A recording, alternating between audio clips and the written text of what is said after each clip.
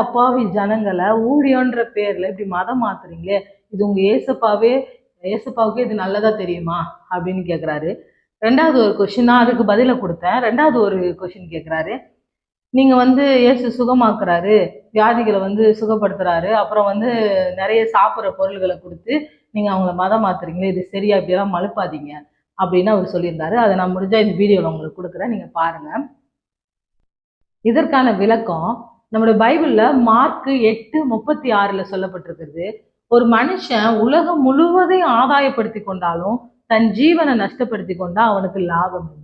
நம்ம உலகத்துல போறோம், அநேக வேலைகளை செய்கிறோம், அநேக செல்வங்களை சம்பாதிக்கிறோம், வீடு கட்டுறோம், மாடி கட்டுறோம், படிக்கிறோம், எவ்வளவோ செய்யறோம். என்ன செஞ்சாலும் நம்ம ஒரு மனுஷனுக்குள்ள ஆத்துமான்னு ஒண்ணு இருக்கு. அந்த ஆத்துமாவுக்கு தான் சந்தோஷம், துக்கம் எல்லாமே தெரியும். அந்த ஆத்துமா ஒரு நிம்மதி தேடி அலையுது. அந்த நிம்மதியை இயேசு கிறிஸ்து ஒருவரால தான் கொடுக்க முடியும்.